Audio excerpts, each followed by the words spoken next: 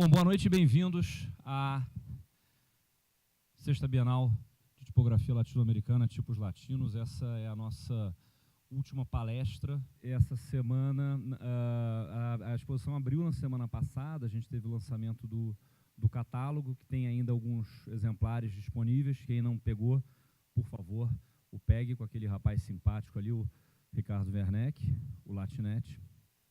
E a gente, então, teve nessa semana diversas palestras com o Gustavo Soares, que foi o jurado brasileiro dessa edição da Tipos Latinos, o Rafael Ditt e o Ricardo Esteves, que tiveram projetos selecionados para a mostra, o Delano Rodrigues, que apareceu aqui de surpresa e nos brindou com a palestra sobre branding e name, e agora temos a felicidade de ter Pedro Moura, que é um veterano dos ciclos de palestra Tipos Latinos, no Rio de Janeiro, fazendo sua estreia aqui em Brasília. Eu queria agradecer à reitoria e à pró-reitoria pela confiança que teve no curso de design gráfico para a gente poder trazer essa importante exposição internacional. A Bienal Tipos Latinos, ela esse ano completa 10 anos de existência e ela é um projeto que é desenvolvido hoje por 14 países da América Latina, do México para baixo. Praticamente todo mundo que tem uma produção em design, tipográfica, com alguma relevância, faz parte disso. É um projeto voluntário, todos os que estão envolvidos nesse projeto fazem por conta do seu próprio tempo, dos seus próprios custos, e a cada 2 anos se reúnem presencialmente em uma sede eleita para selecionar os mais relevantes ou alguns dos mais relevantes projetos de tipografia desenvolvidos naquele período. Tá? O Brasil, ele desde sempre, ele participou não apenas como uma das 4 sedes originais, junto do México, do Chile e da Argentina, mas também como enviando um jurado. Nas primeiras 4 edições, os jurados foi o Luciano Cardinale, 2 depois foi o Fábio Lopes, que hoje é coordenador técnico e divide comigo, na condição de coordenador executivo, a coordenação do Comitê Tipos Latinos Brasil. E esse ano a gente teve o Gustavo Soares entrando na família do Comitê Tipos Latinos, e em breve teremos também Pedro assumindo responsabilidades e encrencas nisso, que já estava mais do que na hora. Muito obrigado. Eu quero agradecer ao corpo docente do curso de design gráfico, né? Eu quero agradecer também aos outros professores dos outros cursos que, enfim, liberaram os alunos para vir nessas palestras, visitar a exposição, ao Elton Brandão, que ajudou no design da exposição, né? Dessa administração da montagem da exposição. A exposição foi toda montada pelos alunos do curso de design gráfico, tá? Então, para eles, o meu muito obrigado, e fico muito feliz que já tenham uma maturidade num curso que tem pouco mais de 2 anos de existência, de saber reconhecer que, na verdade, vocês estão trabalhando para vocês mesmos, né? Isso já é a grande vantagem. O Sindigraf, que é o Sindicato das Indústrias Gráficas do Distrito Federal, que, numa parceria com o IESB, imprimiu os catálogos que vocês estão recebendo gratuitamente. A gente conseguiu imprimir, por conta dessa parceria, 1000 catálogos, que vão ser distribuídos não apenas em Brasília, mas em todo o Brasil. A ideia da mostra, dessa edição da mostra, que já teve no Rio de Janeiro, já teve em Goiânia, depois daqui a gente vai levar para Santa Catarina, onde a gente acredita que ela seja montada em Florianópolis e em Joinville. Depois ela vai para Curitiba, e o set que está no Rio, a gente está fazendo planos de levar para Belo Horizonte e para São Paulo no final do ano, durante o Dia Tipo, que é um encontro internacional, né? Vem o Matthew Carter, vem uma série de designers estrangeiros, o Fernando Dias, que foi membro do júri do Uruguai, da Tipos Latinos, vai estar lá. Então, o plano é que a gente também faça mais ou menos 7 cidades brasileiras nessa edição, como foi feito em 2012. E aí o catálogo que o Sindigraf imprimiu para a gente, quer dizer, através da gráfica 76, do Elvio, é um presentaço que a gente está conseguindo, né, tipos latinos, IESB, Sindigraf, não só dar para os designers e para a comunidade criativa de Brasília, mas do Brasil inteiro. Gratuitamente. Quem mais tem que agradecer? Centro Carioca de Design, que publicou um edital no qual a Bienal Tipos Latinos foi selecionada. Isso permitiu não apenas que a gente fizesse a montagem da Bienal no Rio de Janeiro, mas a gente pudesse ter o design desse catálogo, a gente pudesse ter o jurado, o Gustavo Soares, e o coordenador técnico, Fábio Lopes, indo para a seleção que aconteceu no Chile. Então, isso foi muito por conta desse apoio do Centro Carioca de Design, que é um dos apoiadores de larga data, pelo menos desse comitê. Enfim, e o departamento, de uma maneira geral, os departamentos aqui do próprio IESB, né, o próprio pessoal da Central de Mídia, da manutenção, da administração aqui, né, o Alberto, o João, o Euler, Emil, enfim, o pessoal que ajudou a gente nessa montagem, nessa edição. A gente está, também pela primeira vez, a gente está conseguindo filmar essas palestras e elas depois vão ser colocadas online e vai ser divertido. Então, acho que é isso, né? É isso aqui. Depois, ao final, eu vou lembrá-los do churrasco do curso de design que vai acontecer amanhã de manhã no Parque da Cidade. Você já está convidado, é um evento imperdível. Nosso palestrante da noite, Pedro Moura, se diz um especialista em branding, em marcas internacionais, mas ele não é só isso. Tá? Ele é um dos maiores conhecedores, pesquisadores, fazedores de tipografia digital com base em tipografia vernacular, tipografia urbana, ou como a gente esteja chamando por aí. E o Pedro, além de viajar pela América Latina a trabalho, né, quando ele está fazendo aquele ganha-pão dele, que é cuidar das marcas como Nestlé, Coca-Cola, das marcas pequenininhas que atuam na América Latina, o Pedro aproveita e vai capturando imagens, conhecendo, enfim, essa história que ele vai contar para a gente. E ele passou agora, recentemente, 1 ano no Chile, trabalhando. Então, também, boa parte do que a gente está vendo aqui, eu acredito, seja um pouco fruto disso. É um prazer imenso tê-lo aqui. Bem-vindo. Pessoal, muito obrigado por segurar 8 da noite para a gente falar sobre letras aqui. Só posso agradecer a vocês. E é uma forma de retribuir também todo o fluxo de educação que começou a acontecer no Brasil nos últimos 10 anos, na educação do design através da tipografia. Quando a gente olha alguns cartazes que só usam um elemento tipográfico, né, seja um arquivo de fonte com um set de embeds, ou então a própria família de corpo de texto, a gente entende que o designer, para comunicar, o elemento tipográfico é o essencial. Talvez isso explique por que a gente gosta tanto. E com tanto profissional bom envolvido nesse fluxo de educação no país, eu só poderia retribuir, porque eu participei muitas vezes estive assistindo palestras, já vi palestra do Bruno Porto, do pessoal que apresentou aqui no começo da exposição, e vai ser um privilégio falar sobre letras pintadas, né, que são uma questão que está próxima da tipografia por alguns motivos, mas que não são tipografia, onde eu comecei a focar um pouco mais o meu trabalho com essa estética vernacular nos últimos anos. É uma forma de retribuir tudo que eu já aprendi nesses últimos anos. Um dos melhores eventos de tipografia que eu participei foi o Diatipo DF, que o Vitor ajudou a organizar. O workshop que eles trouxeram para cá do Dino dos Santos abriu bastante os horizontes e, inclusive, me permitiu posicionar nessa área que eu me sinto muito mais confortável, que é a pintura de letras. Projetos de tipografia digital eu fiz alguns que não necessariamente são projetos tipográficos, né? São arquivos de fonte que permitem reproduzir valores estéticos de uma determinada marca, então é quase uma ferramenta de um manual de marca. E a questão vernacular, popular, eu comecei a centralizar na atividade da pintura de letras e a história que eu vou contar para vocês hoje. Em 2012, eu recebi o convite também do Tipos Latinos para apresentar uma palestra junto com o Vinícius Guimarães, que é um cara que tem um projeto de pesquisa muito mais profundo, inclusive, tem uma tese de mestrado defendida pela EGE. A gente faz diversas ações entre amigos, né, pela disseminação assim, dessas ideias interessantes do vernacular como fonte de inspiração para o design. E eu estava fazendo as malas assim que eu terminei a palestra, porque eu tinha recebido uma proposta de trabalho em Santiago do Chile, depois de um mês de férias. Achei muito interessante tudo que acontecia na cidade, pensar que é um centro de negócios onde todo mundo que fala espanhol no mundo tem oportunidade de trabalho em Santiago.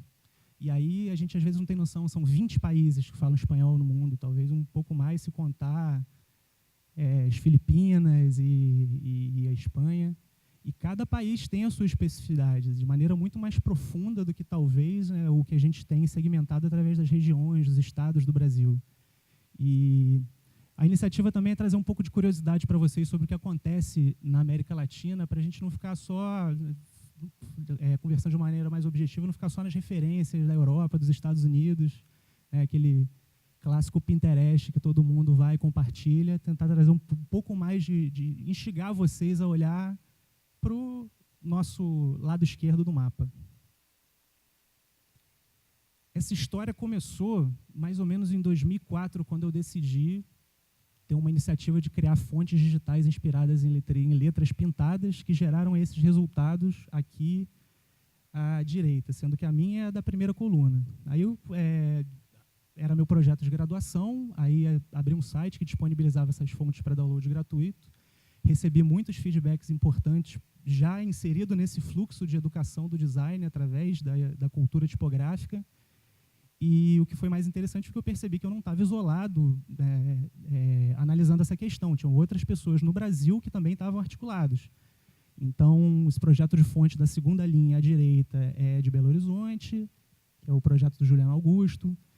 Da terceira linha é do Vinícius, lá de São Gonçalo. A letra de baixo também é inspirada nesses letreiros pintados de São Gonçalo.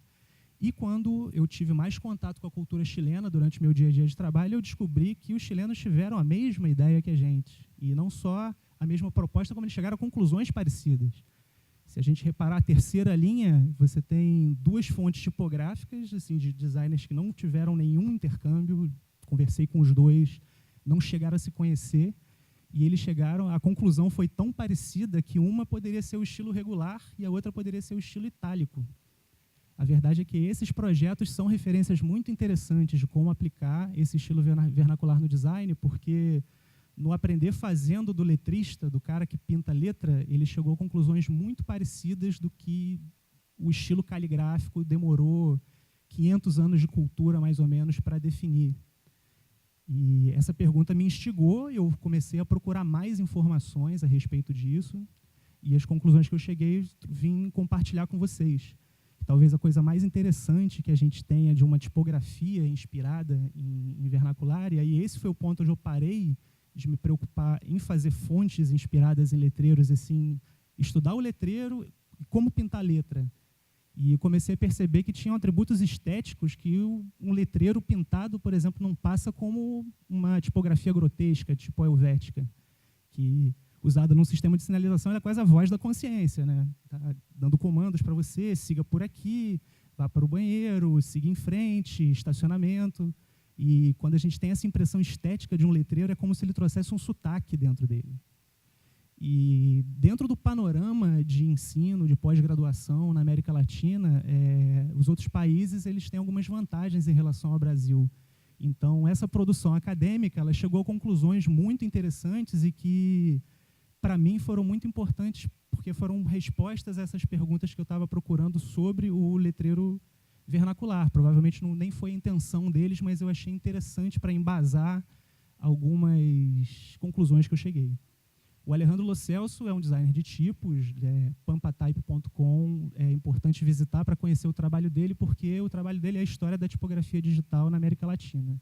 Ele é professor também, está envolvido em várias iniciativas, e assim como o pessoal que veio palestrar aqui na semana passada, ele apresentou uma aula, que não foi uma palestra, foi uma aula de história da tipografia e história da cultura através da tipografia. Foi uma coisa que atingiu exatamente, preparou uma base para tudo que eu estava analisando.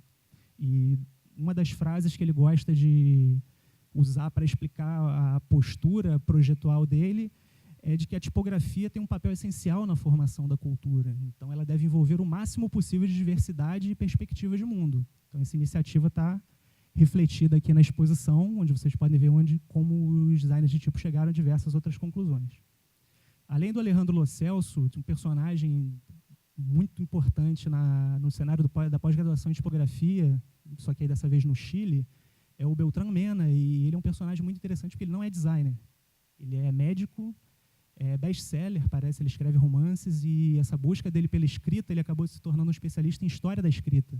Teve que investigar milhões de outras questões que não necessariamente o estilo de se escrever, mas como que foi o processo de consolidação dos alfabetos.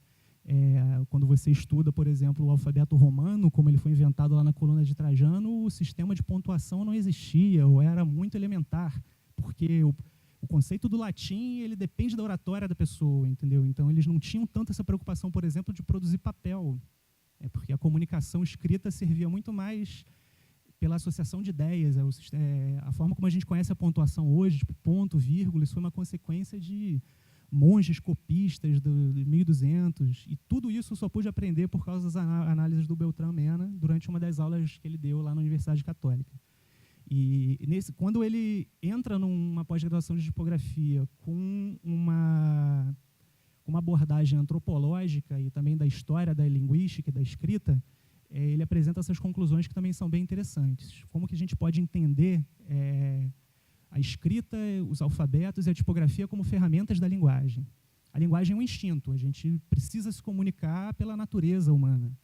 E a escrita ela acaba sendo, ao longo da história, uma tecnologia representada para reproduzir esse instinto linguístico. A gente, coletivamente, num processo de formação de cultura, esses determinados signos começaram a ter significações para o nosso processo de formação de ideias e de comunicação dessas ideias.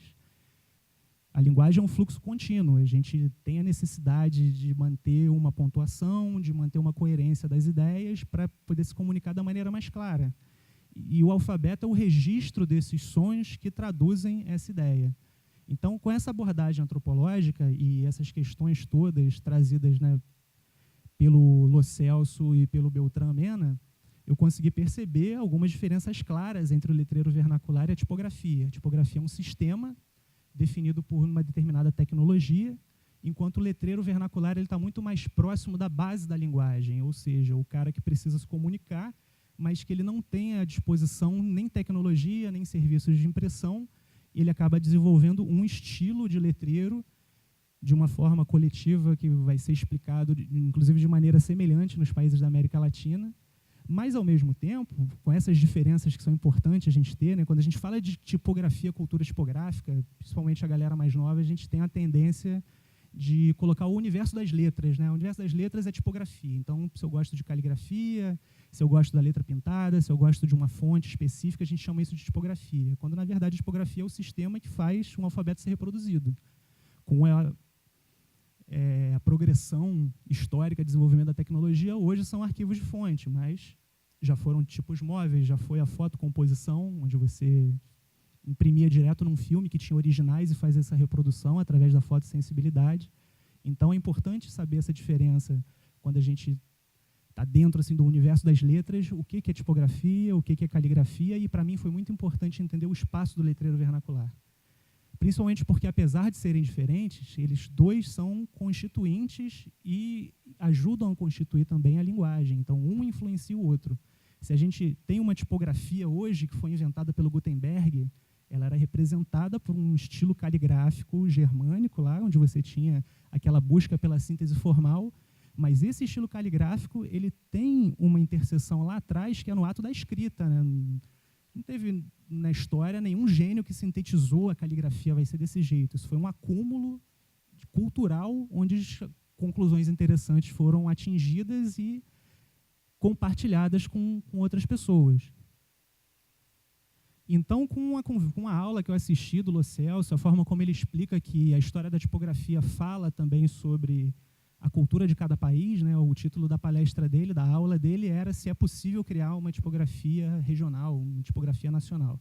Eu fiz um experimento assim que eu voltei, fiquei muito empolgado com a aula dele e resolvi colocar numa linha do tempo a história da tipografia como a gente aprende. A gente está falando de tecnologia, então a gente fala numa progressão da civilização ocidental, né, por assim dizer, onde a gente vê que daquele estilo, né, de contrastes básico da Roma Antiga, das capitulares que eram esculpidas nas pedras, a gente tem uma transição onde tem o surgimento da serifa, porque seria interessante para a composição de tipos móveis você ter uma base onde você orienta melhor a linha, né, onde você vai encaixar pequenas pecinhas de chumbo. A serifa ela surge como uma ferramenta para manter essa linha, até que João Batista Bodoni chega na síntese formal dessa estrutura com o desenho da Bodoni, que interessante vocês pararem para pensar que a Bodoni é sempre usada em revista de estilo e de moda, porque, no final das contas, o Bodoni ele foi o responsável pela síntese formal da Helvética. Ele foi direto ao ponto, descobriu quais eram os elementos básicos daquele estilo de letra, e a variação desse estilo, né, com os pesos que a gente conhece da Bodoni, é quase a essência do estilo tipográfico. Conforme o tempo passa, as necessidades avançam, então você tem a composição de tipos de madeira da Clarendon, você passa pelo projeto do Edward Johnston também, que é da tipografia e sinalização do metrô de Londres, até que você chega nos tempos, né, da tela de LED, onde tem necessidade que as letras sejam mais arredondadas por causa da definição de bits. Então fica muito óbvio que é importante a gente entender a história da tipografia como a história da tecnologia através de uma linha temporal. Mas, quando você coloca a letra J, por exemplo, aí você percebe que esse fluxo não é exatamente contínuo. Ele tem algumas idas e vindas, que também tem a ver com o estilo e com a bagagem do tipógrafo que trabalhou aquele estilo específico de fonte. E por que isso acontece? Porque o J, na história do desenvolvimento do alfabeto ocidental, né, daquele Western Latin, né, ele foi a última letra a ser consolidada, a ser inserida na família dos idiomas ocidentais, que aí você abrange, quando você estuda linguística, você vê que tem os romances, né, que são baseados no latim, você tem os outros germânicos, e dentro de todos esses idiomas, a última letra a ser inserida foi o J. O J não existia no latim. Tem, por exemplo, a palavra jovem, que é juvenis, você não tinha o som do J, você não tinha necessidade de reproduzir esse processo de comunicação com um caractere. Quando o Império Romano, já consolidado com o catolicismo, tinha essa necessidade de levar, de catequizar os fiéis, eles perceberam que em algumas regiões tinha alguns sons que não eram falados em Roma, como, por exemplo, o J e suas outras variações. E, nesse ponto, os monges copistas que escreviam uma Bíblia com uma pena e tinta, né, imagina a dedicação do camarada, eles chegaram à conclusão de que o desenho do J seria interessante para traduzir aquele fonema que existia naquela determinada região. E interessante você perceber que existem famílias de sons que também explicam as famílias de línguas. Então, o francês e o português, eles têm o jovem, que tem o som do J dessa maneira. Já os idiomas de raiz germânica, como o inglês, o holandês e o alemão, eles encaram o J como I. Provavelmente por causa de algum momento que eles foram sintetizar, não existiu o som do J nessas regiões. O inglês ainda tem. E aí, nesse momento, quando a gente fala da palavra, eles acabaram sintetizando através do Y. E o italiano tem um papo assim, esquisitíssimo, a parada mais nerdcore possível, que teve um concílio de padres. A gente precisa consolidar o idioma italiano, nós somos os herdeiros do latim puro, a gente não fala latim vulgar. Então o J está fora, o J é coisa para educar os bárbaros. Então, por isso, o italiano não tem. Você tem um fonema através de Giovanni, que você não fala Giovanni, você fala Giovanni, né, de alguma maneira, depende também da região que você está na Itália, mas o J não está inserido no alfabeto italiano. Então, compreendendo todo esse bate-papo nosso, né, de uma linguagem como um sistema de comunicação, a gente tem o espanhol, que tem maneirismos específicos, inclusive eles falam joven, né, o som do J no espanhol é dado de uma outra maneira, e o uso do espanhol na América Latina, ele gera sotaques. Quando você muda de país na América Latina, e apesar de eu ter ficado só 2 anos em Santiago, não visitei nenhum outro país, eu tive muito contato com gente de toda a América Latina que nem eu estava na cidade para trabalhar, para viver esse intercâmbio cultural, muito estudante também, o ensino chileno é referência na América Latina. Você começa a descobrir que a maneira como os povos originários foram educados dentro desse sistema de linguagem que é o espanhol, ele deu algumas variações que geraram os sotaques. E mais ainda desses sotaques, que são um conceito regional, você também tem um conceito urbano, que são as gírias das grandes cidades. Então, a maneira como o camarada fala em Santiago, ela é um pouquinho diferente da maneira como ele fala no sul do Chile. Da mesma maneira nossa, No sul, um pouco mais cantado. Santiago, por ser a capital do país, fala mais rápido, come alguns fonemas. E nosso contexto aqui de Brasília, 54 anos de uma cidade, e existem gírias de Brasília, né? Existe o véio, paia, não vou dar pala. Então, a formação dessas sutilezas na língua, elas são parte da constituição linguística. Se alguém se interessar por esse assunto, tem que pesquisar o trabalho do Noam Chomsky, que ele se debruça só sobre isso, né? Ele acabou sendo professor de filosofia e a base do trabalho dele é a história da linguística. Então, vamos considerar o termo que está lá no RAI.es, que é o dicionário online da Real Academia Espanhola, né, do idioma. Você tem a expressão "Hola, senhor", que quando você vai de acordo com o país, se você tá na Colômbia, eles chegam "Oiga, compa", porque a história da Colômbia é um pouco parecida com a do Brasil. São países mais antigos. Tem essa coisa assim, do meneio, da malandragem, de saber chegar, de ser muito próximo da pessoa. Quando você vai para o Peru, você tem "Oi, compadrito", porque o Peru tem a cultura do carinho muito próximo, entendeu? Da afetividade, a forma que eles tiveram de, talvez, aliviar a história de 1000 anos aí, de uma sociedade milenar. Quando você vai para Buenos Aires, você não entende nada. "Oi, tchê, boludo". Ele falou, pô, mas boludo não era xingamento? Ele falou, não, dependendo do contexto, não é um xingamento. Você está dizendo para o cara que você é próximo. E aí, quando você chega no Chile, é consenso que é o mais difícil, inclusive para quem foi educado no espanhol na Europa, porque eles falam "que onda, pô, e aí você não entende nada. Basicamente, você precisa do tempo de vivência para aprender as sutilezas daquele código de linguística. E mesmo na Espanha, se você for em alguma grande cidade, como em Madrid, os caras vão falar "Oi, tio", eles não vão se referir a você como "Hola, senhor". Então, a mensagem para passar é que, assim como a gramática formal ela necessita dos sotaques e das gírias, o que eu entendo é que a relação entre tipografia e letreiro pintado pode ser explicada de uma maneira muito parecida. Quando a gente tem aqui um sistema da escrita, né, a palavra diagramada em Arial, com nenhum tom de voz, por causa dessa essência formal, o uso da escrita de maneira artesanal em determinada região, ela gera maneirismos que trazem um certo sotaque para o design.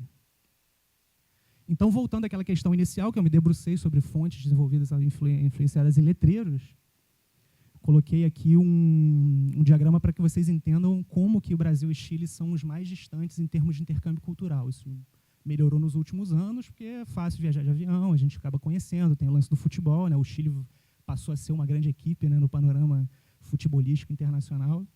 Mas se a gente analisar a base dessas culturas, né, uma que foi cultura espanhola, que fala...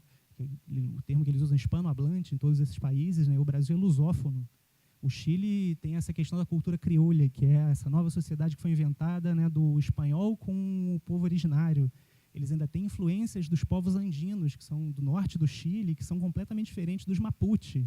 E aqui no Brasil é um contexto completamente diverso, que a gente já conhece, que é a cultura portuguesa da navegação, com influências africanas e dos povos originários tupi-guarani, que são completamente diferentes dos outros povos originários.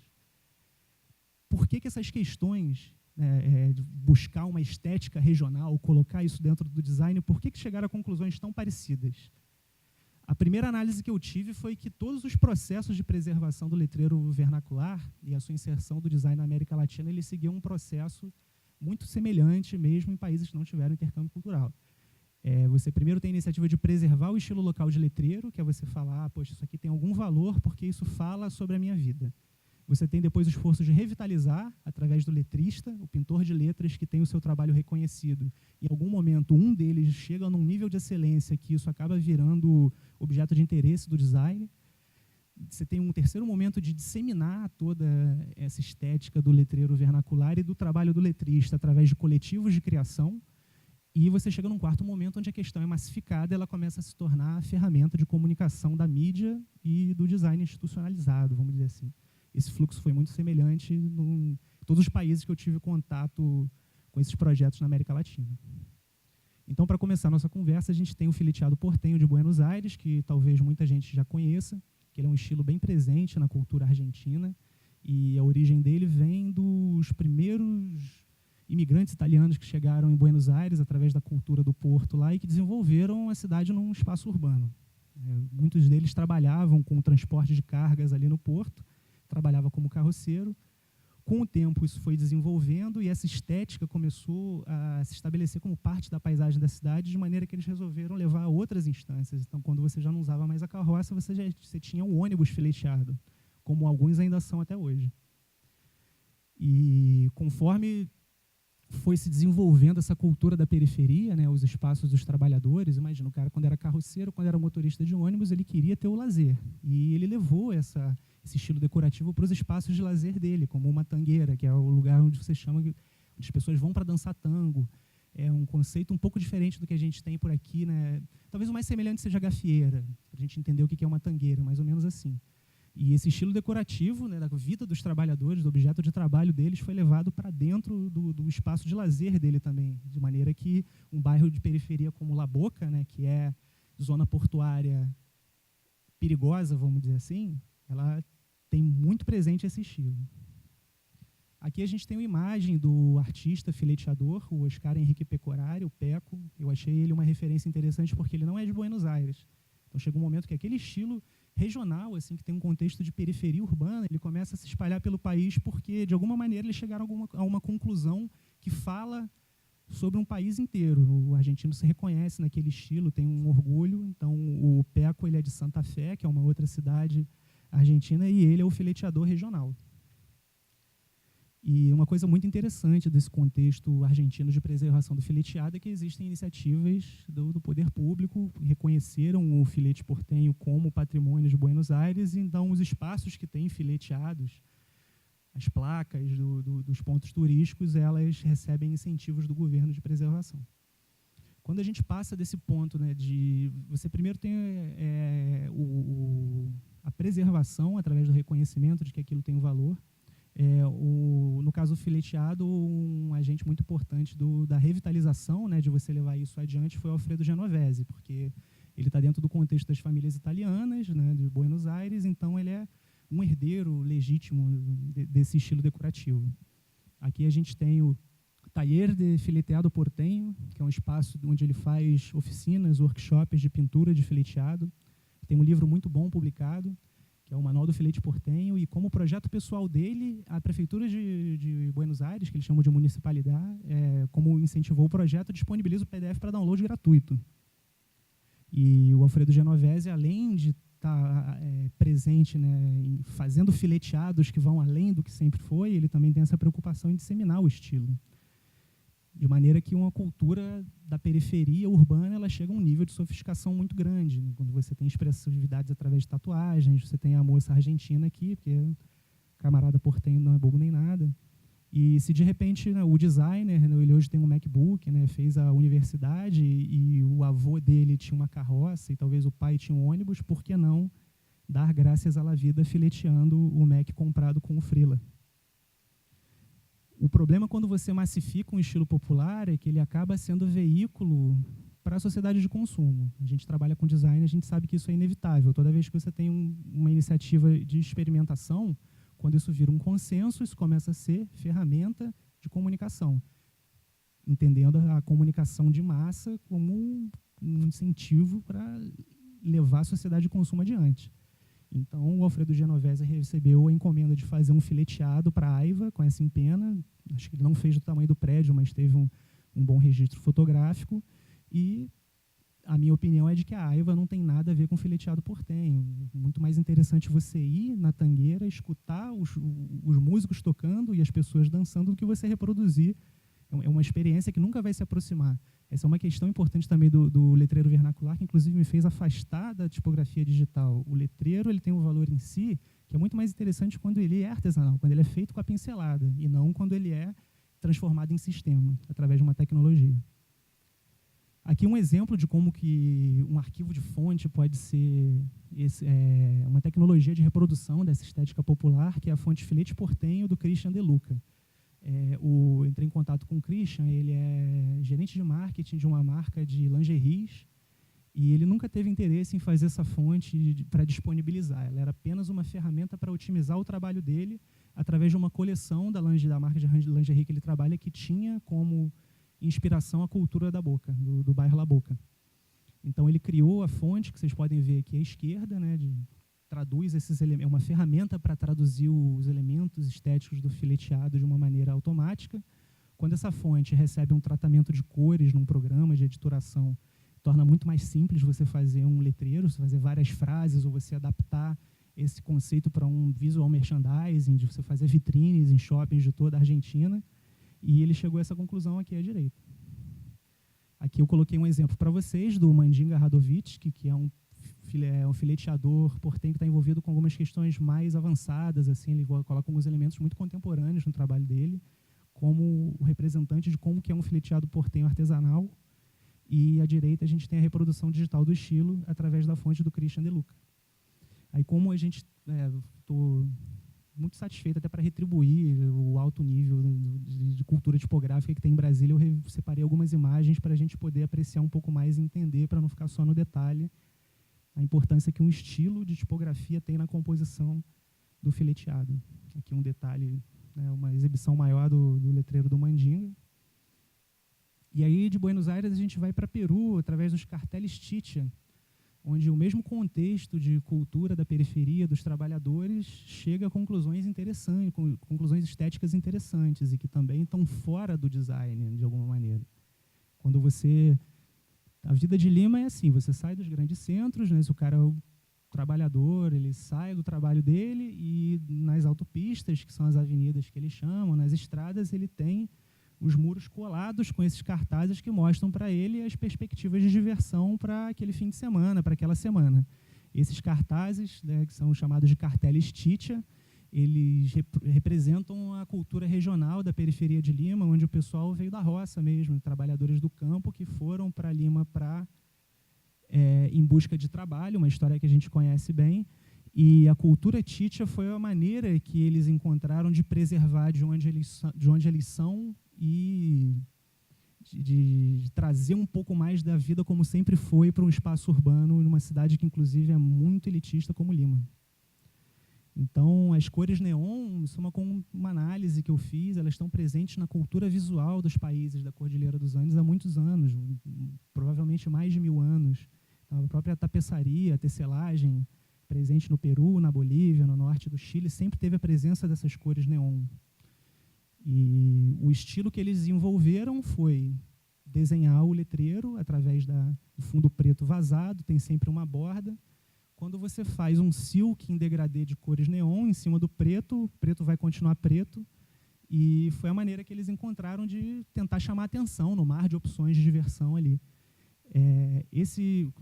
Escolhi essa foto para representar para vocês que esse não é um cartaz de show, e sim é um cartaz de Semana da Cultura Peruana na Espanha. As pessoas responsáveis pela identidade visual do projeto acharam muito mais interessante usar, pedir para um dos artistas do carteles Chicha de preparar do que simplesmente fazer um cartaz com um designer espanhol. Talvez aquilo comunicasse, chamasse atenção de uma forma muito mais objetiva lá na Espanha. Para que vocês entendam a palavra chicha, chicha é um vinho que é feito de milho, e aí começou a ter a cúmbia peruana, que tem o estilo de cúmbia que eles chamam de chicha também. Então é um conceito muito amplo, né, que está relacionado a lazer e à preservação da cultura. Então uma festa chicha é onde você vai dançar a cúmbia peruana, chicha, você bebe o vinho chicha, e o cartel chicha acabou sendo um veículo a mais dessa expressão regional. Esse aqui é o Pedro Rojas, que fez o cartaz que a gente viu antes. Ele é conhecido como Monk, e quando os designers peruanos chegaram à conclusão de que o trabalho dos carteles Chicha eram interessantes, o Monk foi uma referência por ele estar na estrada já há muitos anos. Você hoje tem várias atividades assim, onde ele faz workshops, faz oficinas de letra, e onde ele trabalha com designers também. Assim, uma relação completamente horizontal. E quando o processo de revitalizar esse estilo Chicha, você tem aquele personagem, assim, aquele cara que se dedica e que ele coloca o olhar do design dentro do trabalho regional que sempre teve no entorno dele. A melhor referência que eu posso apresentar para vocês é o Elliot Tupa, que fez esses cartazes. Ele, no início, né, da vida dele, já na adolescência, provavelmente, ele fazia os carteles Chicha, como todos fazem, mas ele tinha um talento muito especial para a atividade artística, de alguma maneira. E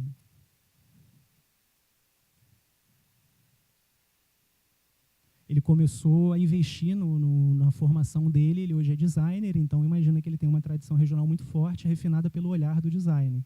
E eles começam uma atitude afirmativa dentro desse contexto Titia, porque alguns países da América Latina não têm tanta presença africana, você tem mais a presença dos povos originários, mas, por incrível que pareça, você também existe o preconceito com os povos originários. É uma coisa que, para um brasileiro, talvez soe estranho, né? O nosso preconceito está em outros contextos. Então, o pessoal desse movimento Titia começou uma atitude afirmativa de preservação dessa cultura do cholo, que, a princípio, era um termo vulgar, né, um pouco depreciativo para se referir à pessoa que é parente, né, de povos originários, que é descendente. Eles começaram um movimento como o movimento negro aqui no Brasil, nos Estados Unidos.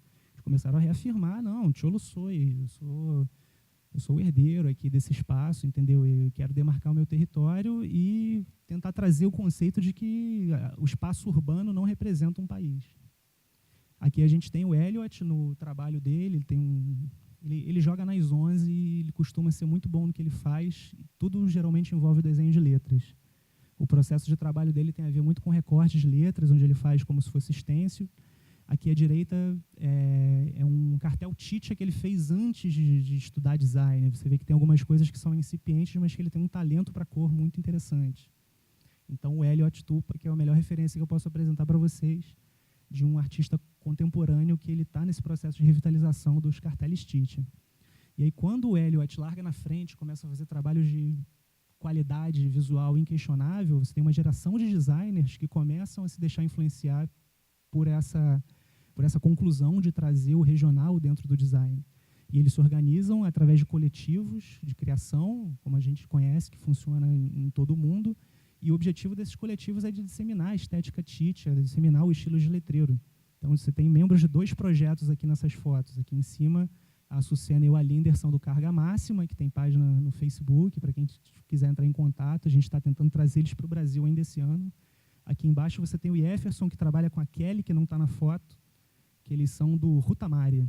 São 2 coletivos de preservação da estética Titia.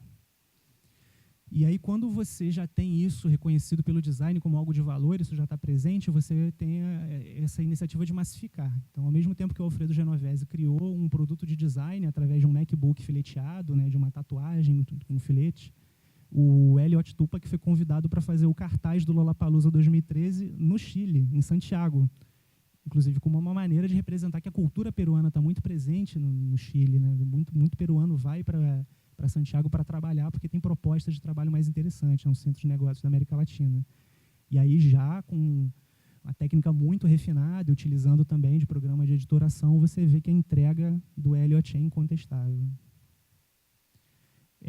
Um nível de sofisticação de você ter um documentário sobre a vida no Peru, a vida de 3 artistas populares, chamado Retrato Peruano do Peru, e o único elemento de design desse documentário são os letreiros desenvolvidos pelo Elliot. E nesse processo de massificação, aí a gente tem o outro lado da moeda, que é você usar como ferramenta de mercado, e aqui num exemplo especialmente cruel, assim, que essa preá peruana, né, o cuy mágico, ele está presente na cultura andina, que é um elemento de boa sorte. Dizem que se tomar sopa do preá é afrodisíaco. E associado à estética Titia, eles usam isso como ferramenta de publicidade de um banco de endividamento pessoal. Então, sempre faço questão de reforçar para a gente ter um pouco de atenção na forma como a gente usa a estética popular nos nossos projetos, né? Que a consequência, às vezes, pode ir além do que a gente imagina.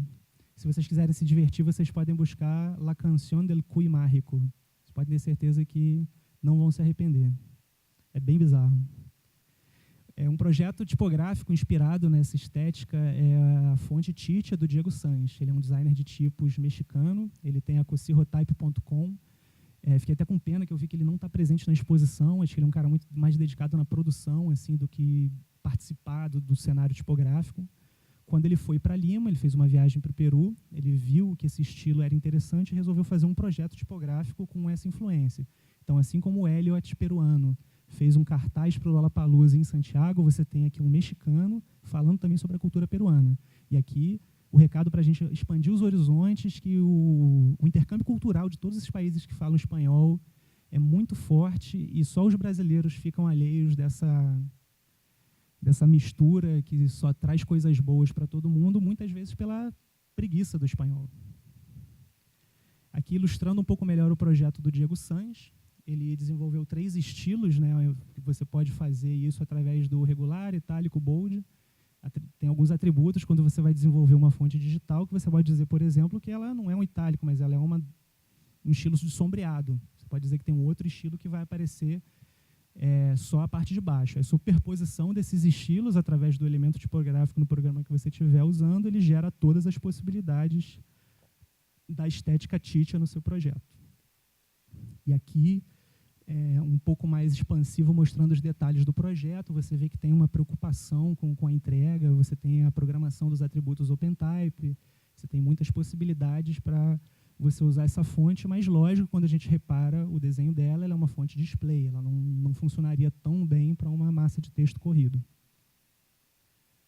E aqui, como para a gente entender como que aconteceu todo esse fluxo, né, do cartel Titia impresso em serigrafia pelo Elliot, antes dele começar a especialização dele. Tem aqui um dos primeiros cartazes que ele fez à esquerda, e à direita você tem uma reprodução dessa estética através de vetores, que não é do pessoal do Huhtamari, é do pessoal do Carga Máxima. Aqui algumas imagens sobre o trabalho do Elliot. Hoje ele está muito dedicado ao letreiro Titia como uma expressão de mensagens. Então ele, né, trabalha como artista plástico, ele tem esse trabalho poético que ele representa através das pinturas de letra. Aqui um detalhe de um dos cartazes, essa frase equilíbrio, ele usa como um mote, né, do trabalho dele, um eixo central, ele tem vários estilos de desenho, de lettering da palavra equilíbrio. Aqui um exemplo do processo de trabalho do Monk, nos cartazes Titia mais originais, e aí você vê que mesmo com essa estética incipiente, né, de faça você mesmo, sem ter o refinamento, você tem algumas conclusões muito interessantes, como esse C que vira A. Se você for parar para pensar que foi feito só pelo talento do cara e não pela educação dele no design, pode trazer influências interessantes. Aqui um detalhe de um dos murais do pessoal do Huhtamari. E aqui o Elliot Tupac ostentando o letreiro dele espelhado, que fica perfeito, como se fosse no sentido original. Eu conheci o trabalho do Elliot por causa desse painel em Santiago, né, o Rio Mapocho. Eu ia corro todo fim de semana, eu fazia um percurso de corrida por onde eu passava. Eu falei, cara, que isso? Tem um cara genial aqui em Santiago que pinta a letra 3, 4 vezes o meu tamanho.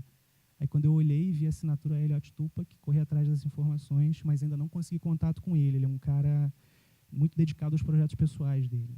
Seria difícil, por exemplo, trazer aqui para o Brasil. A Bebel Abreu, da Mandacaru, fez contato com ele. Vamos torcer para que aconteça algum circuito de cultura visual latina em breve.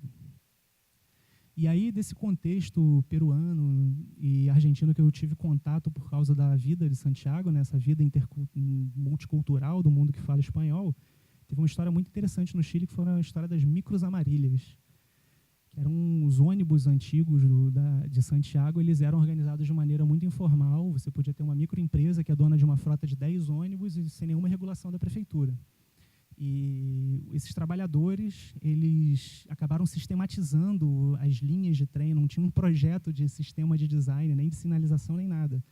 Essa estética dos letreiros pintados acabou criando um estilo que foi uma iniciativa de trabalhadores que tinham no ofício da pintura de letras, tentando fazer um sistema, né, de maneira que as pessoas consigam reconhecer, mesmo sendo pessoas independentes, né, que estavam produzindo. Então, não dá para chamar de sistema, mas foi uma tentativa vernacular de sistema, quando você resume aquela tarja amarela para dizer qual que é o nome da linha e o número, aí você alterna através de uma paleta de cores bem específica, né, preto e vermelho. Alguns momentos ele bota o fundo vermelho para dar o destaque assim, de qual que é o fim do ponto de ônibus, e o exemplo do caixão ali para falar um pouco da cultura chilena, que o ñéculo é tipo um motorista de ônibus e os amigos dele estão levando para o enterro. Ao invés de colocar a bandeira do time de futebol, né, Colo-Colo, ou da Universidade do Chile, eles colocaram a placa do ônibus que ele dirigia, né, fizeram uma pintura fazendo uma homenagem. Isso fala muito sobre a cultura chilena. Em 2007, a Prefeitura de Santiago decidiu que a capital de um país não podia ser regulada através de um sistema informal, uma tentativa de sistema feito de letras pintadas. Então, eles começaram a planejar, junto com uma iniciativa de planejamento urbano, trazer um sistema de design que facilitasse a vida das pessoas, e convidaram designers para desenvolver esse sistema e também para fazer uma família tipográfica como ferramenta para a reprodução de todas as placas na cidade. Então, essa iniciativa, um projeto de design, encerrou a vida dos letreiros vernaculares como forma de comunicação na capital de um país. E o processo dessa transição, que teve influências na vida da cidade bem profundas, documentário El Poder de la Palavra. Nesse momento que os designers percebiam que as placas das micros amarilhas iam deixar de aparecer, eles começaram a iniciativa de preservar essa estética para que a coisa não se perdesse, porque sentiam que falava de alguma forma de uma memória tipográfica deles, né, de uma memória afetiva presente ali, que merecia ser preservada. Então, a marca de sorvete Empório La Rosa convidou um dos pintores de letras para fazer a sua identidade visual. Então, eles botam a placa com a Dona Rosa e em cima, que vocês estão vendo sempre sorridente, eles convidam um pintor de letra para fechar os espelhos da sorveteria, para desenhar os menus, para inserir as informações, né, sobre o cardápio deles do lado de fora. E a coisa vai ficando um pouco mais refinada. Então, a La Tienda Nacional é uma referência assim, para você comprar produtos culturais, né, eles chamam de indústria cultural chilena. Filme chileno que a gente vê nos festivais, eles vendem DVD. Tem camisas, reproduções de pôsteres da época do Salvador Allende, você tem vinis clássicos, uma série de produtos de design, e um desses produtos são as placas de um desses letristas, que é o Zenem Vargas, que está aqui à direita. Chega um ponto do trabalho dele ser reconhecido como de tanto valor, que ele começa a participar de vernissagens, de exposições, junto com um cara tipo Carlos Cabeças, que teve seu trabalho reconhecido pela primeira vez como música, mas que hoje trabalha com literatura, tem algumas iniciativas com cinema, como se fosse o Arnaldo Antunes chileno. Eles reconhecem que o trabalho deles tem o mesmo valor, fazendo uma exposição na Fatoria de Arte Santa Rosa. E esse é o Zenem Vargas, na oficina que ele sempre trabalhou, que ele sempre pintou as letras, desde a época das micros amarilhas, que ele hoje faz como produto. Você vai... for na lojinha La Tienda Popular, eles são os representantes oficiais do Zenem, mas ele tem uma lojinha em Santiago também. Eu só consigo ter contato com o Zenem por causa da filha dele, que tem Instagram.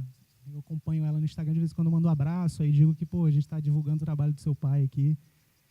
Então, desse primeiro cara que é escolhido como a referência para a preservação daquele estilo, você tem pessoas, agentes culturais, designers trabalhando como agentes culturais para revitalizar o estilo do letreiro e começam a criar espaços de discussão, workshops, seminários. E esse fluxo é tão interessante que acaba trazendo também o retorno de pintores de letra que estavam fora da ativa, que não souberam se reposicionar depois que cancelaram as micros amarilhas, como o Juan Cadena, que tem um trabalho tão valoroso quanto o Zenem. O Juan Cadena agora, por causa dessas iniciativas do pessoal da União Gráfica do Pacífico, né, que é um seminário internacional organizado pela Noiva Gráfica Chilena, ele não só voltou a pintar letra, como ele conseguiu abrir um escritório dele no centro de Santiago e está com página no Facebook. Vocês podem procurar lá, Juan Cadena, Rotulação. E dá uma olhada no cartaz, que a gente tem o Elliot, peruano, que a gente falou, tem o Juan Cadena, que é chileno, e tem o William Gutierrez, que é um ilustrador colombiano com uma estética bem popular, né? Faz aqueles aerógrafos assim, de barraquinhas de x-tudo, ele faz painéis assim, com tigres ferozes, né? com Nossas Senhoras, e vale muito a pena vocês procurarem o site populardelurro.com para conhecer um pouco mais sobre o trabalho do William Gutierrez e também de expressões populares na Colômbia. Esse processo de revitalização, alguns designers decidem, a mesma conclusão dos designers brasileiros, vamos fazer fontes, fazer arquivos de fontes inspirados nesses letreiros pintados. E aí, um projeto chamado Tipografias Urbano Populares era compartilhado com download livre no site tipografia.cl. Quem trabalha com design há mais de 10 anos talvez até encontre esse backup de fontes aí em algum CD perdido, né, algum desses itens pertencentes ao século passado. E essas fontes foram muito importantes na história do design chileno, não tem outra maneira de explicar. Foi um momento onde os designers se apropriaram da estética, criaram um sistema que reproduzia essa estética e começou a gerar produtos de consumo de design, produtos visuais também, que representassem o Chile. Mas é como a gente estava conversando, né, a questão do letreiro, uma fonte inspirada em letreiro nunca vai ser um letreiro. Então, é interessante, mas sempre pode ser melhor quando é artesanal. Um exemplo do mousepad. e das plaquinhas que simulam o trabalho do Zenem e do Juan Cadena. Você vê que o primeiro momento de massificação é o consumo de design, onde as coisas ainda têm um pouco de relevância.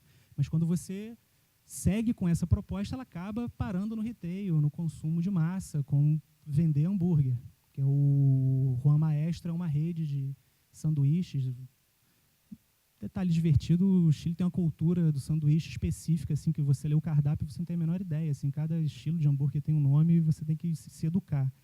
E aí, para vender esse tipo de produto, usam as letras pintadas, o que talvez não seja tão interessante. Aqui, o detalhe da família tipográfica TS Info, que foi desenvolvido pelo Rodrigo Ramírez e pelo Francisco Galvez. Francisco Galvez é uma referência da tipografia digital, sempre os projetos que ele postula para a Bienal costumam ser selecionados. O cara que eu tive a oportunidade de trocar ideia, ele é muito generoso assim, no compartilhamento de informação. E como esses dois designers estavam envolvidos naquele projeto Tipografias Urbano-Populares, de alguma maneira, vocês podem reparar que eles colocaram um pouco do movimento da pincelada como uma homenagem desse sistema tipográfico, na terminação arredondada das letras, que só é conseguida através do movimento do pincel, na modulação de um P, na voltinha que faz quando você sobe o G, e nos features OpenType que servem para otimizar o desenvolvimento, a impressão de placas do sistema de sinalização. A pincelada como base e abreviatura é bem próxima do que os pintores de letra das micros amarelhas faziam. Essa fonte é um objeto de estudo, porque o download dela é livre. Você pode entrar no site transantiago.cl, baixar o manual de marca, tem 7 de dingbats de sinalização, e por ser um projeto público, pode ser muito interessante para quem quiser começar no design de tipos estudando. Você pode abrir esse arquivo de fonte, ver as conclusões que o cara chegou e reproduzir no seu arquivo de fonte. Mas não façam nada além disso. Um exemplo aqui de como que é o letreiro pintado e o layout através de fontes inspiradas em letreiros. Aqui à esquerda, uma plaquinha do Zenem, à venda lá na Tenda Nacional. E à direita, o mousepad desenvolvido pelo pessoal do otifortuna.cl. Então, dessa conversa toda que a gente teve, algumas conclusões que eu cheguei. Esse projeto foi quando começou a minha jornada, né, de prestar mais atenção dos letreiros pintados, que a cidade de Rio das Ostras, né, no litoral do estado do Rio, quase chegando em Macaé, minha família mora em Macaé, eu percebi que tinha um estilo de pintura de letra nas paredes para fazer publicidade que tinha alguma coisa interessante. E depois eu descobri que esse estilo tinha semelhanças em Niterói, em Macaé, no interior do estado. Se eu não fui para Petrópolis, encontrei um estilo de desenho parecido. E através do registro fotográfico desse meu primeiro projeto, muito incipiente, assim, desenvolvimento de tipografia digital, eu aprendi a reproduzir o estilo de letra, não numa parede, mas numa folha de papel, e apliquei no Fontographer, né? Esse é o momento onde o sujeito denuncia a própria idade, quando você vê o ícone do Windows 98 ali embaixo, né, do Windows Media Player. Minha primeira experiência, eu ainda não estava no mundo do Mac. E esse desenho de letra gerou a fonte Teteia, que apresentei no Tipos Latinos 2002, achei legal compartilhar com vocês, porque ela traz os mesmos atributos estéticos daquela abertura bem exagerada da palestra. Vocês percebem que só na mudança de uma paleta cromática, um desenho de letra inspirado no litoral do estado do Rio, ele tem atributos muito semelhantes com a cultura dos carteles Chicha. A conclusão inevitável que eu chego disso é que existe um estilo, além do estilo, só que latino-americano. Essa frase é clássica do Robert Bringhus, que é: você estudar como funciona a tipografia, como fez o Bodoni, você vai permitir a criação das superfamílias. E foi muito interessante ver que, mesmo de um contexto que não é tipográfico, essa questão se reproduz da mesma maneira. A outra conclusão foi que essa preservação dos letreiros populares aconteceu em toda a América Latina pela consolidação do design. Em algum momento, todo mundo tinha computador em casa. Eu comprei meu primeiro computador, um Pentium 2, foi em 99 ou 2000, e foi assim, porque tinha que fazer a matéria de tipografia. Pois é, alguns anos depois eu vi minha primeira palestra do Bruno Porto, mas aí não levei o espécimen lá, mas era para analisar a minha fonte. E essas redes de trabalho que nesses anos 00, quando estavam começando essas experiências, né, com tipografia digital, elas continuam ativas, só que de forma um pouco diferente de acordo com cada país.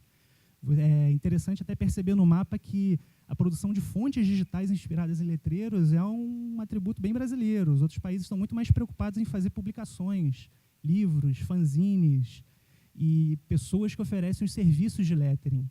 E o que é mais legal é que agora, com essa questão das redes sociais presentes na vida de todos, as pessoas estão usando o Twitter, Facebook para conectar essas redes de trabalho que antes seria um trabalho gigantesco, como, por exemplo, a União Gráfica do Pacífico, para você organizar um evento internacional.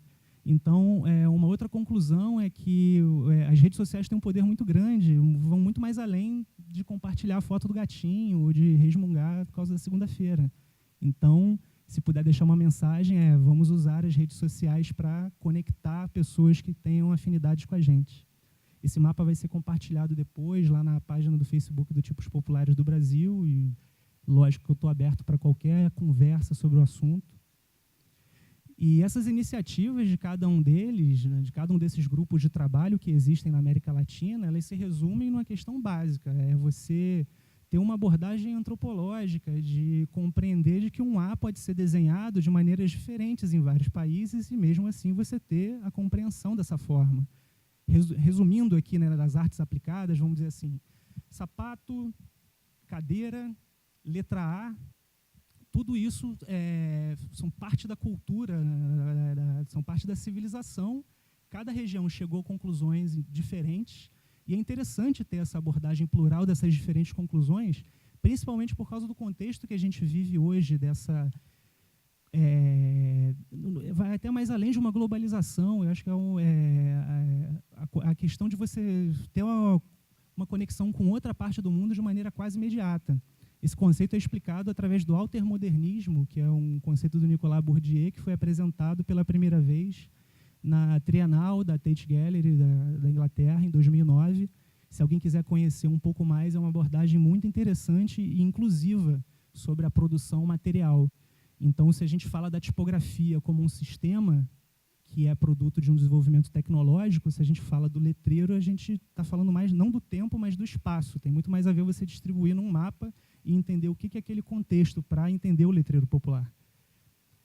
E aí, se a gente fala de geografia e de compreensões, né, dos processos geográficos como formação da cultura, a gente precisa falar do Milton Santos, que pouca gente sabe. Muitos pesquisadores que falam espanhol precisam aprender português para poder ler Milton Santos. O pesquisador, quando chega num nível de excelência daqui do campo teórico dele, ele passa para a filosofia, né? Então, o Milton Santos tem um trabalho assim, de filosofia do espaço que é importante em todo mundo. E ter a possibilidade de compartilhar toda essa história do desenho de letras, porque a gente é apaixonado por comunicação, além de trabalhar com design, a gente tem essa paixão pelo mundo das letras, provavelmente pela questão da comunicação, ter isso integrado numa Bienal de tipografia, compartilhar o microfone com pessoas que são referências do desenvolvimento do design de tipos, eu acho que é uma atitude inclusiva que todo mundo só tem a ganhar. A frase do Milton Santos acho que explica essa necessidade nossa de integração cada vez maior no cenário da educação em design, né? A força da alienação muitas vezes vem da fragilidade dos indivíduos, que apenas consegue identificar o que os separa e não o que nos une. Quanto mais a gente continuar unido e com o objetivo de compartilhar informação, a gente vai desenvolvendo cada vez mais a cultura do design. Só quem tem a ganhar, além do nosso dia a dia de trabalho, é a formação de uma atividade profissional no Brasil que começa a se consolidar, que ainda tem muito trabalho e está esperando a resposta de vocês. Muitas gracias.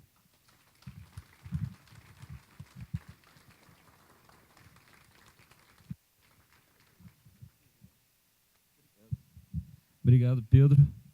Pode tomar sua água. Enquanto vocês vão pensando em alguma coisa de perguntar, um comentário, né? A gente realmente, um pouco depois da sua abertura, que você falou que a gente tem uma referência muito europeia, né? A gente atravessa muito o Atlântico, não é de hoje, e a ideia da Tipos Latinos, na verdade, é justamente reverter isso, né? O Brasil está de costas para a América Latina, é uma grande reclamação de muitos dos designers latino-americanos que conhecem muito do nosso design, e a gente conhece tão pouco deles de uma forma geral, né, de uma forma mais ampla. Você eventualmente consegue identificar um cara aqui, um cara ali, num país, dentro da sua área, dentro de um trabalho que você viu, mas tem um admirável mundo novo e muito próximo da gente culturalmente, né? Às vezes muito mais próximo do que as referências góticas e holandesas e asiáticas que a gente às vezes busca para isso.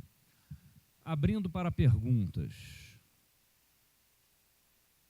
Não sejam tímidos. Caio, não seja tímido. Honda, não seja tímido. Enquanto o pessoal formula, procura curiosidade aí para tirar suas dúvidas, eu participei da Bienal Tipos Latinos 2012 em Santiago, e naquela de me disponibilizar para trabalhar, assim, não, vamos fazer. Não consegui me candidatar com um projeto tipográfico, né, mais uma Bienal que eu não consigo fechar o projeto, né, quando você imprime o espécime, você olha assim, putz, está faltando contraste, vamos trabalhar um pouquinho mais, né, para a próxima. E somente de correr atrás, assim, de conhecer o máximo possível de pessoas, fui levado de uma maneira natural para o pessoal da tipografia no Chile, assim como a gente aqui no Brasil, né? É coisa muito feita pela vontade de disseminar, pela vontade de educar. E é muito legal você ver como que essa Bienal ela acontece de verdade em todos os países da América Latina. Uma outra dica que se eu puder dar para vocês, planejem uma viagem para 2016 para vocês conferirem a Bienal em outro país, porque é uma atividade muito rica e talvez vocês até consigam planejar essa viagem para ver o projeto tipográfico de vocês reconhecido.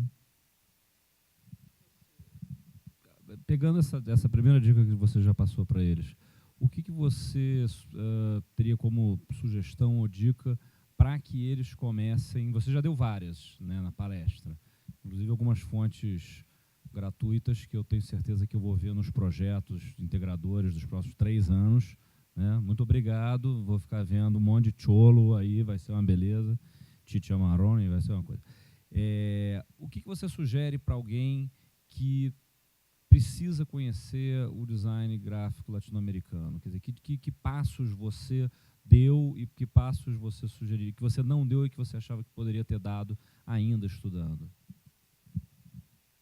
Assim como funciona aqui no Brasil, né, você tem os sites de referência, tipo Ideia Fixa, você tem os projetos, tipo Cali, do Thiago Reginato, que é de disseminação da tipografia. Você tem outros sites que também servem de referência dentro da América Latina. Esse elemento da tipografia ele é muito legal porque ele integra toda a produção de design. Mas estou pensando um site que seja uma boa referência para design latino-americano. Eu fiz muito contato através do Behance também. Eu tenho o meu perfil lá no Behance, e aí vendo projetos interessantes, você pode fazer uma busca por país, você vai fazendo a sua rede de contatos e acaba chegando a pessoas que têm um trabalho muito interessante. Tem uma informação interessante que a Universidade de Buenos Aires ela promove o ensino de pós-graduação em tipografia, e o formato da academia argentina é bem progressista, assim. Todas as pessoas que se candidatam, não existe o vestibular, né? Todas as pessoas que se candidatam para estudar na UBA, elas têm que ser recebidas. Os professores têm que se virar para distribuir e conseguir fazer. Eu imagino que deva ter uma peneira assim nos cursos mais concorridos, mas é uma opção muito acessível para qualquer brasileiro hoje estudar tipografia na América Latina. Uma outra vantagem que a gente tem também é a pós-graduação em tipografia, que agora tem no Senac lá em São Paulo, que é uma opção legal. Vale, de repente, um intercâmbio cultural, você começar no Brasil e depois tentar uma extensão no Chile. O Chile tem um panorama tão legal que existe uma pós-graduação de uma Type Foundry. A Latiel, o Luciano Vergara, se organizou com o pessoal da Latinotype, eles apresentaram um projeto para uma universidade com um perfil bem parecido. Isso tem a ver também com as políticas de educação do Chile, que são um pouco diferentes das nossas. Né? Eles apresentam um projeto consistente e a pós-graduação é Latinotype. Bem interessante. Em 2012, o pessoal do Chile tinha conseguido, do Ministério da Cultura chileno, verba para vir ao Brasil para apresentar palestras, para mostrar coisas, enfim, tem esse viés, eles levam isso a sério, não apenas como educação, mas também como mercado. Né? A gente vai no Brasil procurar compradores das nossas fontes digitais. A gente tem vários brasileiros que fizeram, estão fazendo essa pós-graduação em Buenos Aires, né? Na semana passada a gente teve a palestra tanto do Gustavo quanto do Rafael, que estudaram na Inglaterra e na Holanda. A Universidade de Buenos Aires ela tem se tornado uma opção, não apenas pelo custo, né, de tudo, de passagem, de viagem, e a facilidade do idioma, para alguns brasileiros de diversos estados, de São Paulo, de Pernambuco, do Rio de Janeiro, que estão indo lá, desenvolvem e voltam para o Brasil para buscar alguma, enfim, se não lecionar, mas pelo menos trabalhar na área, né? O legal de ir para a UBA é ter a possibilidade desse intercâmbio cultural. As pessoas acabam trabalhando em agências locais. Todo mundo concordou que é muito difícil continuar em Buenos Aires, porque não tem trabalho, é uma coisa que a gente não imagina sobre o Brasil. A questão profissional é bem diferente. E o meu retorno para o Brasil, no comecinho desse ano, também teve a ver com isso. Assim, eu trabalhava numa agência lá que estava começando a perder clientes, e eu falei, putz, estou morando no exterior aqui, tanta coisa legal acontecendo no Brasil, é melhor voltar e participar desse fluxo de educação como esse nosso bate-papo de hoje. Uma das coisas que a gente está buscando fazer aqui no IESB é uma internacionalização da instituição, e a gente está, nesse momento, conversando com duas instituições, uma universidade, a Manchester School of Art, na Inglaterra, e a outra, o Instituto de Diseño Darias, do Juan Carlos Darias, em Caracas, na Venezuela, que é o coordenador da Tipos Latinos na Venezuela. A gente está começando a criar uma parceria, a gente está buscando iniciar uma parceria na qual permitam os estudantes daqui irem para lá, passar 3 meses, fazer cursos, enfim, e vice-versa, estudantes e professores, quer dizer, para aproximar esse intercâmbio, né? Caracas tem um museu de design sensacional, com 3 andares, é uma coisa que a gente não imagina, porque não tem um museu desses no Brasil, seja em São Paulo, Brasília, Rio de Janeiro. Lá você tem uma cultura muito próxima, né, da nossa, assim como o peruano é muito próximo do brasileiro nesse trato, né, também tem isso. Assim, Manchester School of Design é apenas Peter Saville, né? Exatamente. Só isso. Exatamente. Né? O designer do selo Factory, que fez a identidade visual do Joy Division, do New Order. Durante a especialização dele em tipografia, ele desenvolveu estilos tipográficos das famílias históricas. Só isso. O Peter Saville ele é professor convidado, né? Ele é visiting professor de lá, e quem é o pró-reitor é o David Crow, que trabalhou com ele. O David Crow, então, veio aqui, conheceu o IESB, visitou, veio na Tipos Latinos, então parece que está tudo bem encaminhado. Caio, você tem uma pergunta, não tem? De todos esses países que você comentou sobre a América Latina, eu queria saber qual você falaria que é o mais importante, entre aspas, assim, para ser visitado, um que você acha que não poderia faltar para um bom designer tipográfico ir? Com relação à cultura tipográfica, você tem 2 centros, Argentina e México. Você tem o Chile também, mas, vamos dizer assim, Argentina e México tem mais quilometragem, talvez, né? Tem mais quilômetros rodados, né? Você ter aula com o Rubem Fontana, né? A possibilidade de ter aula com ele em Buenos Aires é uma coisa muito interessante. Agora, a minha experiência em Santiago foi legal porque eu não conhecia a Argentina, não conhecia o Peru, mas por ser uma cidade cosmopolita, no termo literal de integração de cidades, né, pessoas que vieram de outras grandes cidades, vivendo no mesmo espaço urbano, eu pude analisar todas essas questões e entrar em contato com a produção de design desses países. Então, Santiago do Chile, como integração latino-americana, para você conhecer um pouquinho de cada país, vale a pena para trabalhar. A visita você fica mais por conta das paisagens chilenas, que é uma coisa de maluco, né?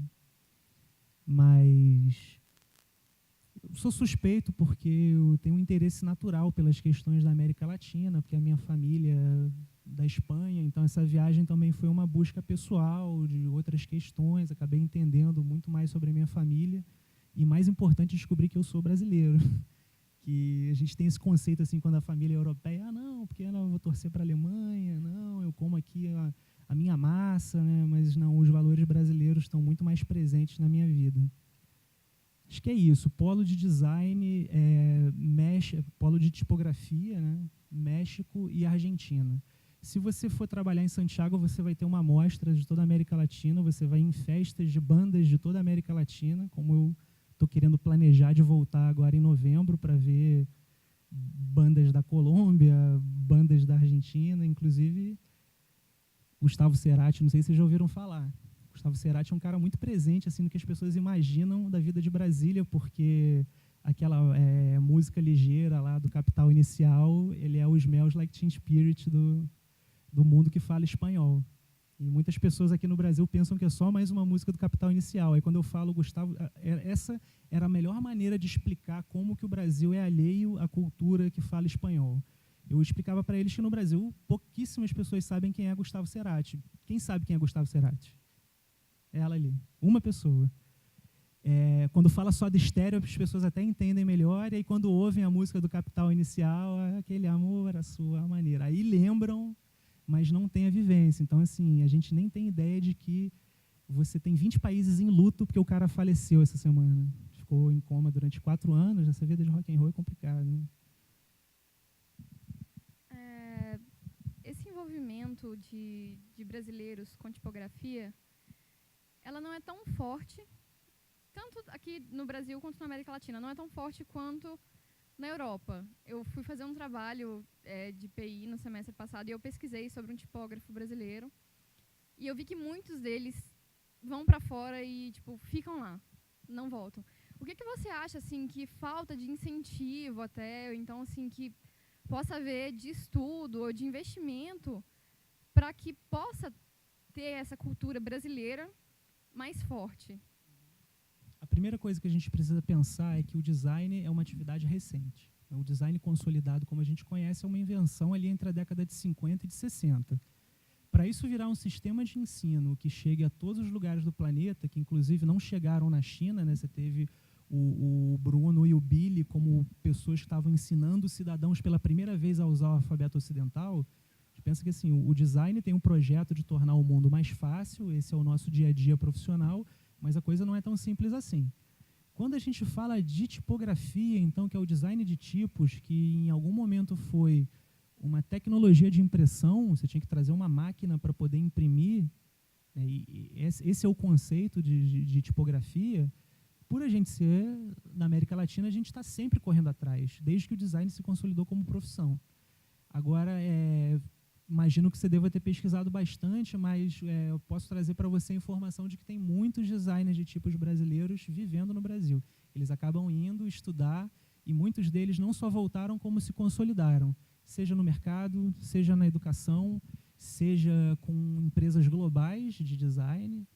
Então, eu tenho certeza que isso só existe hoje, 2014, porque os últimos 10 anos, os últimos 15 anos, teve um movimento da educação em design através da tipografia. A Bienal de Tipografia Tipos Latinos é um ponto de contato de todo esse cenário, mas a gente tem diversas outras iniciativas através dos R-Designs, dos N-Designs. O Henrique Nardi é um bandeirante do ensino tipográfico, já desbravou o Brasil, criou um projeto que hoje anda por si só, e não é só pela paixão do universo das letras, é porque a gente entende a cultura tipográfica, que não necessariamente é desenvolver fontes, né? Desenvolver design de tipos, e sim saber bem a tipografia. É o melhor caminho para a gente ter uma base sólida ao cenário do design no Brasil. E a consequência natural desse projeto é você ter... Eu, de cabeça, estou pensando pelo menos 20 designers de tipos ativos no Brasil hoje. Provavelmente esses 20 estão expondo aqui. Só uma pergunta. Quem aqui licencia fontes, compra fontes? Vitor, 1, 2, 3, 4, 5, 6, 7, Célia, 8, 9. Né? Então, talvez seja um pouco da resposta. Né? Porque 9 pessoas compram fontes. O que a gente precisa para manter mais designers brasileiros, type designers brasileiros atuantes? Deixa eu passar para a última pergunta do Vitor aqui. Boa noite. É uma pergunta uma pergunta complicada para quem tem tanta carga cultural. Tipografia, por onde começar? Eu quero ser tipógrafo, por exemplo. onde eu devo começar, onde eu vou procurar o meu ponto de partida, entende? Bom, posso falar por mim. Em 2000, eu estudei pela primeira vez tipografia na universidade com a Suzana Valadares. Ela era uma designer muito importante no Rio e ela era muito dedicada à educação, se aposentou e eu tive o privilégio de ter a matéria de tipografia com ela. A primeira lição que ela passava para a gente eu quero que vocês apaguem todas as fontes do computador de vocês. E a segunda agora eu vou passar o segundo exercício, agora que vocês apagaram. Vocês só vão poder instalar 4 fontes. Garamond, Bodoni, Helvética e Clarendon. Se não estiverem licenciadas, corram atrás de referentes, né, do estilo histórico, mas eu quero que vocês trabalhem só com esse espectro para aprenderem como que a tipografia funciona através do estilo tipográfico, representado ali pela nossa linha do tempo. A letra da Garamond, ela foi uma conclusão muito sofisticada do processo de impressão ali de final da década do século XV. Você teve a criação das serifas lá naquela época. Essa forma foi se depurando até você chegar na essência da Bodoni, até você passar pela Clarendon, que na verdade é uma modulação dos eixos horizontais, do traço, dessa essência da forma da Bodoni, até passar na Helvética, que você tem a depuração máxima da forma. Esse raciocínio explica a criação das superfamílias tipográficas. É você ter o projeto pioneiro, por exemplo, da Dessange, que começou como uma tipografia de desenho humanista e chegou até uma slab serif, chegou até um referente para livros mesmo, né, de serifa mais de impressão do século XV. Tem um livro do Harriet Nurses, se chama O Traço. Esse livro foi publicado em português há pouco tempo atrás e é o primeiro passo para quem quer trabalhar com design de tipos. Ele tem uma teoria da história da escrita, onde você entende que todas as conclusões que os tipógrafos chegaram são bem semelhantes à forma como os alfabetos foram desenvolvidos através do traço da escrita. Acho que esse é o primeiro passo. A gente tem o privilégio de aqui no Brasil ter workshops de tipografia digital constantes. É só procurar saber. O que eu posso passar como referência que eu já fiz é o Typeflow do Edwilson Coan, nosso querido homem Mr. Do Type, uma máquina de fazer tipografias de qualidade. Então, agora se prepara, porque é hardcore. É gostar de ficar muito tempo na frente da tela do computador. Para fazer bem, o ideal é só fazer isso e se habituar de que o design pode ser resumido através do branco no fundo preto e do preto no fundo branco. É um desafio para poucos. Eu, em algum momento, decidi ficar mais na área das letras desenhadas. E com degradê de silk, Titia. Eu vou fechando por aqui. A Célia tem uma pergunta? É impossível não dar o microfone para ela. Como não? Queria agradecer os professores presentes também. Para mim é um privilégio, né, poder ter esse bate-papo com vocês. Oi, assim, boa noite a todos. Bom, eu tenho uma questão um pouco mais polêmica, digamos assim. Eu gostaria de saber um pouco a sua opinião, uma vez que eu tenho visto muito essa coisa dos criadores de fontes e tudo, e essa apropriação, né, no caso, no sentido como você colocou, inclusive, assim, que eu achei bastante pertinente o seu trabalho, de buscar compreender a cultura, e foi realmente fabulosa a sua contribuição, assim, para a gente também, né? Estou aqui como privilégio, muito obrigado.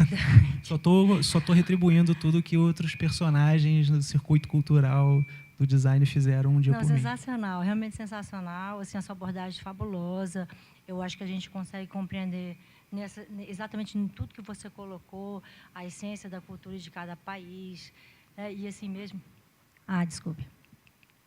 E assim como Christian Cruz, que fez um trabalho fabuloso com brasileiros, assim, então eu reconheço nesse tipo de trabalho a importância dele, assim, de compreender exatamente a essência de cada país e tudo, e entender como a forma, né, vai representar isso, principalmente num trabalho de vocês, né, como criadores de uma fonte tipográfica. Mas eu tenho visto assim uns excessos, né, e eu tenho me preocupado, né? Então, assim, e o que exatamente quer dizer isso? Que essa semana, assim, eu recebi assim, algumas postagens em relação a uma das experiências que está sendo feito na Espanha, que provavelmente você tem conhecimento, de um grupo de pessoas que estão trabalhando em cima da tipografia, quer dizer, na realidade, da caligrafia de pessoas de rua, né? Então, quer dizer, eles, inclusive, colocaram, dizendo que, claro, tem toda uma assistência para essas pessoas de rua, e etc. e tal, e que já tinham um número de quase 1.500 pessoas, quer dizer, aí produzindo fontes em cima dessa, quer dizer, na realidade, dessa, né, dessa escritura, digamos assim, né, dessas pessoas, inclusive depois, como você colocou, né, como isso depois ele está sendo reproduzido, inclusive em embalagens e etc. e tal. E aí o que eu te pergunto é exatamente isso, assim, como você vê isso e quão legítimo você acha esse tipo de situação, uma vez que não se coloca a cultura propriamente, mas principalmente uma relação dessa discriminação ou dessa diferença social, né? Falando de design, de atributos estéticos, eu acho que esse projeto, inclusive, ele está assim, um pouco... Ele não está bem posicionado com o nosso período histórico, assim, do contexto do design. Eu acho que tinha algum valor quando o Christian Cruz fez a Brasileiro como um projeto totalmente experimental, que foi um espelho para o designer brasileiro se olhar, principalmente, não necessariamente as pessoas que leem uma publicidade, mas o designer brasileiro olhar e pensar: é isso que a gente quer representar através do design? É isso que a gente acredita que é valoroso para o design de tipos? Então, os projetos tipográficos no Brasil começaram com projetos experimentais que têm todo o seu valor, eu acredito. Mas esse projeto que eu ouvi falar, Homeless Fontes, eu achei um projeto muito delicado. Ele envolve questões delicadas, porque ele é um projeto que também é um produto.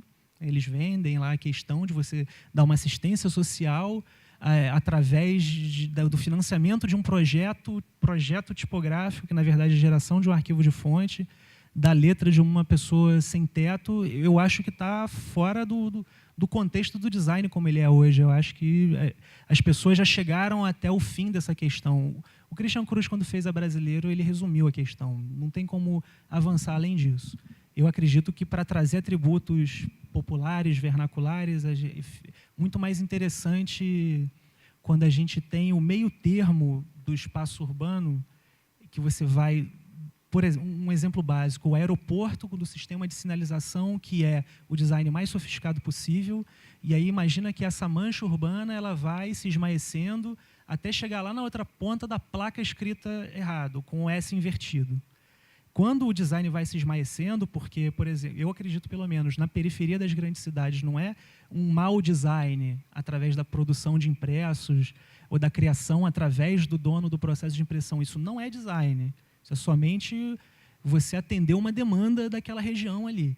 Quando você vai fazendo esse gradiente nessa mancha gráfica, tem conclusões ali no meio que são interessantes, que é quando as pessoas precisavam comunicar, mesmo sem ter, não só a presença do designer, mas sem ter o design em si. Entendeu? Então, essa extremidade da placa com S invertido, eu acho que a questão já foi resumida.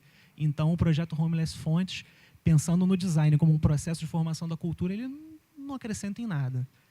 Quando você chega nesse meio termo, aí você tem algumas coisas que são valorosas porque foram conclusões coletivas que falam daquela região. Eu acho muito mais interessante um designer de tipos fazer fontes interessantes e dedicar 50% da venda deles para a instituição de caridade, por exemplo. Isso seria uma atitude muito mais lucrativa, inclusive, para a instituição de apoio social. Obrigado, Pedro. Muito obrigado a todos vocês. Bom, encerrando então a 6ª Bienal latino-americana, de tipografia latino-americana, Tipos Latinos 2014 aqui em Brasília. Como eu falei antes, o plano dela é daqui ir para Santa Catarina, Paraná, Minas Gerais, São Paulo e, eventualmente, a própria Universidade de Manchester, né, a Escola de Artes de Manchester. Fechando ainda, tinha um último recado. O Delano Rodrigues, que deu palestra no início da semana, está aqui presente e trouxe a pedidos alguns dos seus exemplares do seu livro Naming, né, o nome da marca, que alguns alunos ficaram interessados em adquirir e tal. Então, estão com ele ali. Aqueles que já adquiriram, eu sei que já trouxeram, que estão aí, se quiserem que ele assine, porque vai valer mais no eBay quando vocês passarem adiante, né? Fiquem à vontade. Mais uma vez agradecendo a presença de todos, alunos, ex-alunos, professores, profissionais de Brasília, do Distrito Federal, e ao Pedro Moura. Muito obrigado. Boa noite.